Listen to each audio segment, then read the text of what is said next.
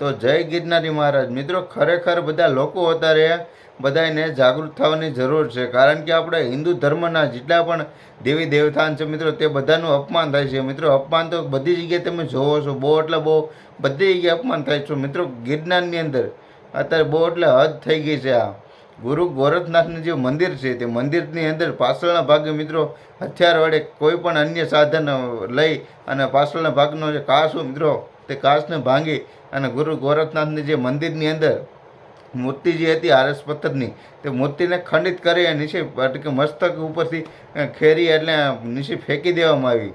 મિત્રો આપણે સૌ કોઈ લોકો જોવો છો આ મૂર્તિને સ્ક્રીન પર આ વિડીયો ચાલી રહ્યો છે, વિડીયોની સ્ક્રીન પર કે ગુરુ ગોરખનાથની મૂર્તિને ખંડિત કરી નાખી છે.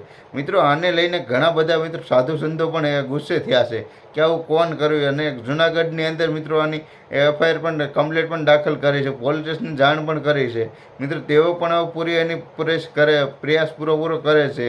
મિત્રો એક જેટલા પણ લોકો મિત્રો હિન્દુ ધર્મના બધા લોકો એક થાવ, અને મિત્રો આવું ઘણી જગ્યાએ બનાવ બને છે. મિત્રો કોઈ હજી ક્યાંય એક્શન લેવાતી નથી, કારણ કે કોને મિત્રો કોની સાથે એક્શન લે, બધા લોકો અત્યારે બહુ એટલે બહુ મિત્રો ગુંડાગર્દી બહુ વધી ગઈ છે મિત્રો.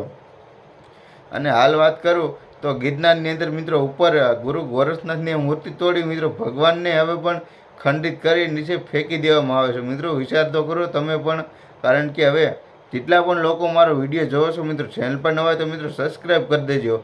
અને મિત્રો જેટલા પણ લોકો ગિરનારની અંદર મિત્રો જવાના છે, તે ખરેખર લીલી પરિક્રમા ટૂંક સમયે નજીક જ આવતી રહી છે.